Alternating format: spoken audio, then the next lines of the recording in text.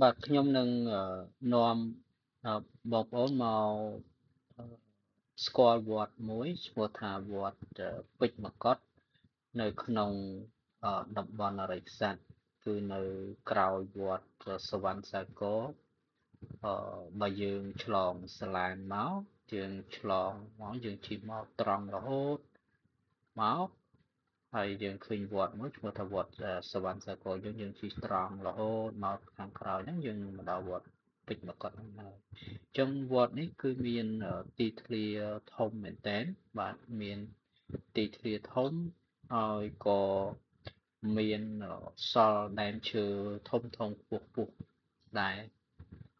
អឺទីតាំងវត្តនេះគឺមានដីទូលំទូលាយហើយនៅសល់ដីច្រើនហើយក៏ជាវត្តមួយដែលខ្វះខាតខ្សត់មិនសូវមានពុទ្ធបរិស័ទណាស្គាល់ឬក៏អមកជួយឧបត្ថម្ភទេគឺភាគច្រើនមានតែពុទ្ធបរិស័ទចំណុះជើងវត្តហើយនឹងមានអ្នកមកពីឆ្ងាយឆ្ងាយនឹងបន្តិចបន្តួចតែប៉ុណ្ណោះហើយឥឡូវនេះខ្ញុំចូលមកដល់ខាងក្នុងវត្តហើយ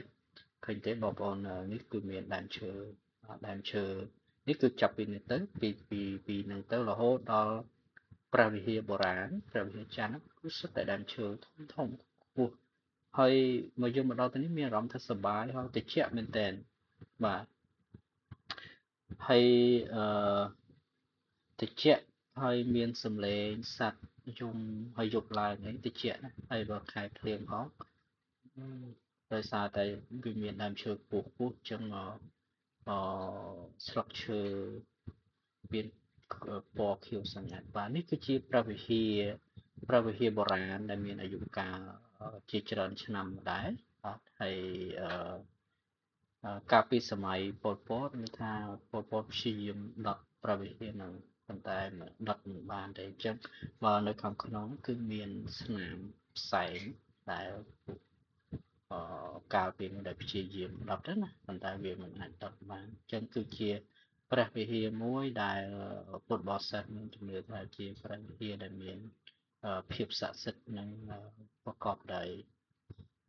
ត្រជាក់ត្រជុំជួយដល់ប្រជាជនយើងបានសេចក្តីសុខសេចក្តីចម្រើនអញ្ចឹងហើយក៏មានមនុស្សភាគច្រើនដែលគាត់មកបួងសួងសូមសេចក្តីសុខសេចក្តីចម្រើននៅទីនេះដែរ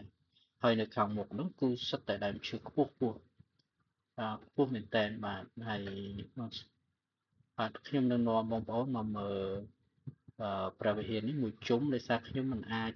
ចូលទៅខាងក្នុងព្រះវិហារបានទេដោយសារខ្ញុំពិបាកដើរឡើងអញ្ចឹងណាខ្ញុំជាជនពិការអញ្ចឹងពិបាកឡើងតិចអញ្ចឹងប៉ុន្តែខ្ញុំនឹងនាំបងប្អូនឲ្យមើលមួយជុំព្រះវិហារហ្នឹងហើយគឺជាព្រះវិហារបុរាណហើយជុំវិញហ្នឹងសុទ្ធតែដើមឈើបាទហើយបន្ទាប់មកខ្ញុំនឹងជិះម៉ូតូហើយទៅតាមផ្លូវអឺផ្លូវដែលគេបានធ្វើដើម្បីយើងជិះ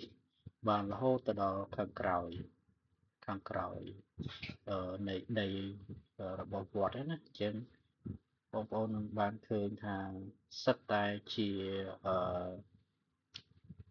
បាទជាដើមឈើហើយត្រជាក់មែនទែនបា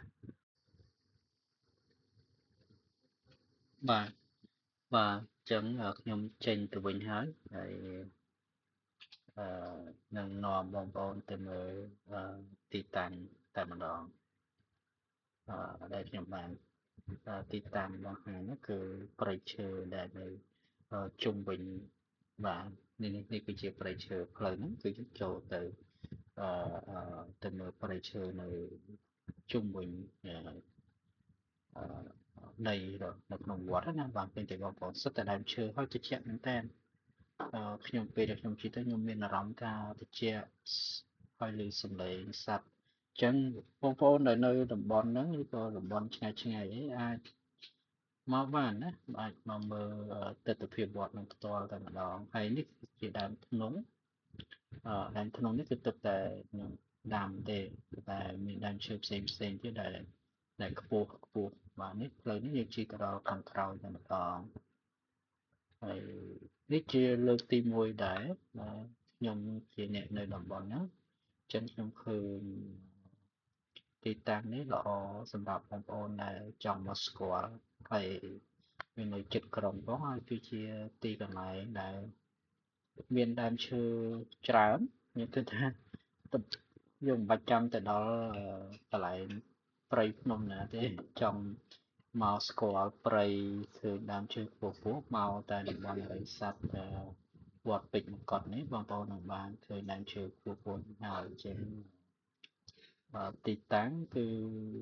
មិនឆ្ងាយទេបើយើងឆ្លងសាឡាងមកណាបងប្អូនចឹងគ្រាន់តែឆ្លងមកយើងជិះត្រង់មកបាទត្រង់ពីកំពង់ឆ្លងរហូតមកដល់វត្តសវណ្ណសកលនោះយើងនឹងឃើញទីតាំងវត្តពេជ្រមកុដនឹងហើយបាទនេះគឺជាខាងក្រោយវត្តហើយខ្ញុំមានផ្លូវទៀតតែខ្ញុំអត់បានទៅដល់ទេមានពេលខ្ញុំជិះប្រជុំទៀតណាបងប្អូនបាទអរគុណ